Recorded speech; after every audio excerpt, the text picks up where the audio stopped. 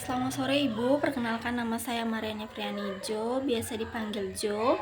NIM saya 23031015. Dalam video ini, saya akan mereview materi RPS ke-12 dengan judul Pengantar Kode Etik Profesi Konsultan Pajak. Akan ada 4 poin yang saya review. Yang pertama, ketentuan umum kode etik. Yang kedua, kepribadian dan profesi konsultan pajak. Yang ketiga, hubungan konsultan pajak dengan klien. Dan yang keempat adalah hubungan konsultan pajak dengan teman seprofesi. Baik, yang pertama, ketentuan umum kode etik. Dalam pasal 1 ada beberapa poin. Yang pertama, konsultan pajak adalah orang yang memberikan jasa perpajakan kepada wajib pajak dalam rangka melaksanakan hak dan memenuhi kewajiban perpajakannya sesuai dengan peraturan perundang-undangan perpajakan.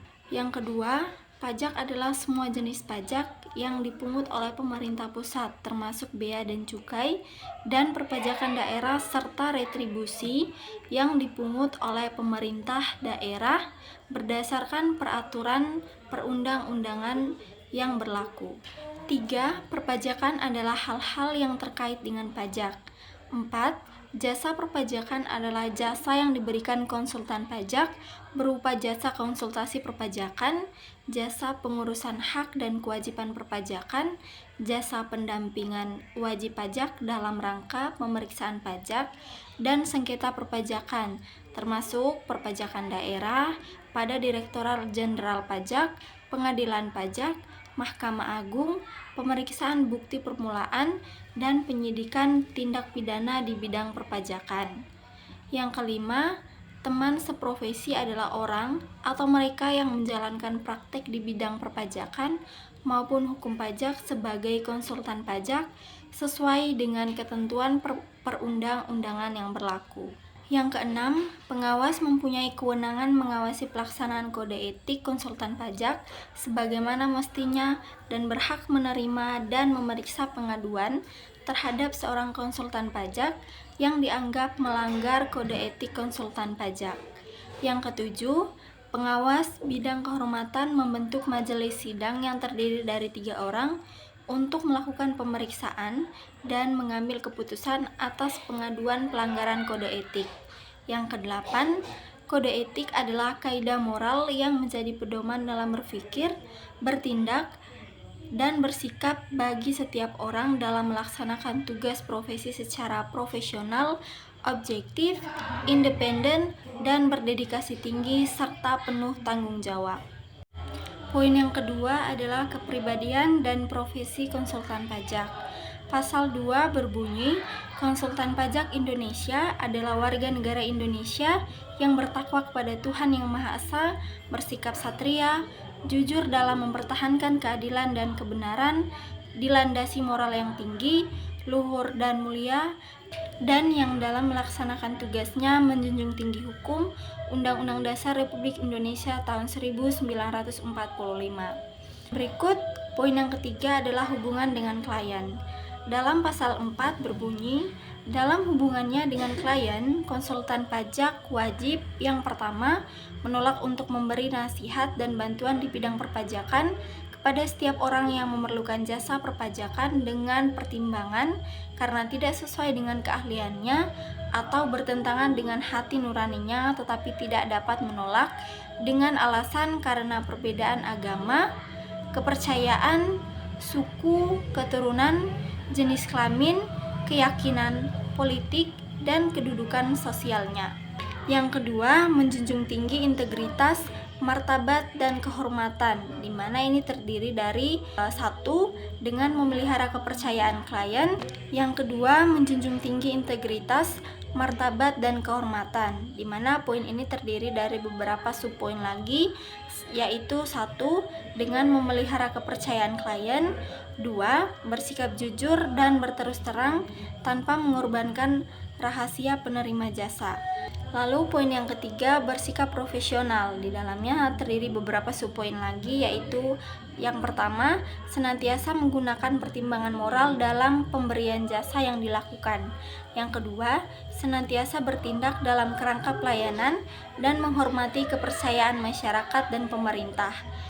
Yang ketiga, senantiasa melaksanakan kewajibannya dengan penuh kehati-hatian dengan mempertahankan pengetahuan dan keterampilan yang dimiliki. Yang keempat, senantiasa bersikap adil, benar, dan bersikap objektif.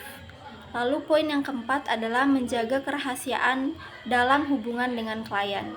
Dalam poin yang keempat ini ada beberapa subpoin lagi, yaitu satu, harus menghormati dan menjaga kerahasiaan informasi yang diperoleh selama menjalankan jasanya.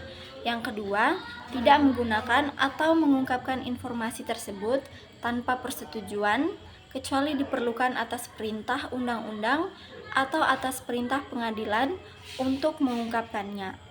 Yang kelima, berkewajiban menjaga prinsip kerahasiaan bagi staf atau karyawan termasuk pihak lain yang diminta untuk memberikan nasihat dan bantuan. Yang keenam, menolak mengurus perkara yang menurut keyakinannya tidak ada dasar hukumnya.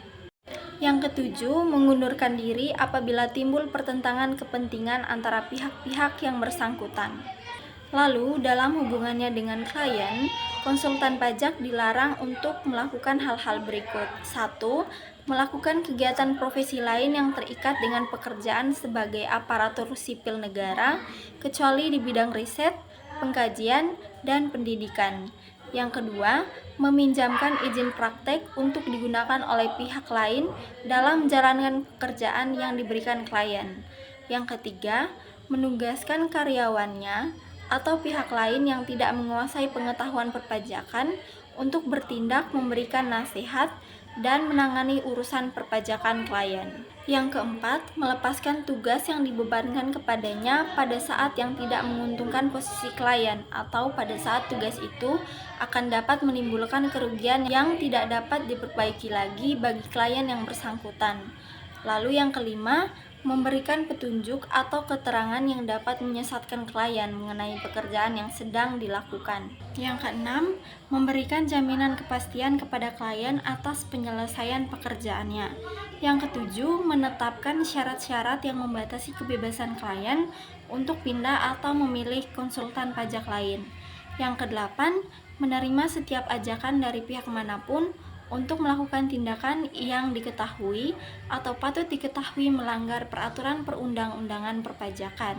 Yang kesembilan, menerima permintaan klien atau pihak lain untuk melakukan rekayasa atau perbuatan yang bertentangan dengan peraturan perpajakan. Lalu poin yang terakhir adalah hubungan teman seprofesi. Dalam hubungannya dengan teman seprofesi, konsultan pajak wajib melakukan beberapa poin berikut. 1. Memelihara rasa solidaritas dengan teman seprofesi. Yang kedua, memberikan dan menyerahkan semua dokumen klien terkait jasa perpajakan yang sedang dikerjakan kepada klien apabila klien mengganti konsultan pajak dan menggunakan konsultan pajak baru. Yang ketiga, meyakinkan secara jelas dan secara legal bahwa klien tersebut telah mencabut kuasanya dari konsultan pajak lain tersebut atau konsultan pajak lain tersebut telah membatalkan kuasa yang diterima dari klien. Yang keempat, menerima penugasan dari klien setelah menerima surat pencabutan pemberian kekuasaan kepada konsultan pajak semula atau menerima surat pembatalan kuasa dari konsultan pajak semula.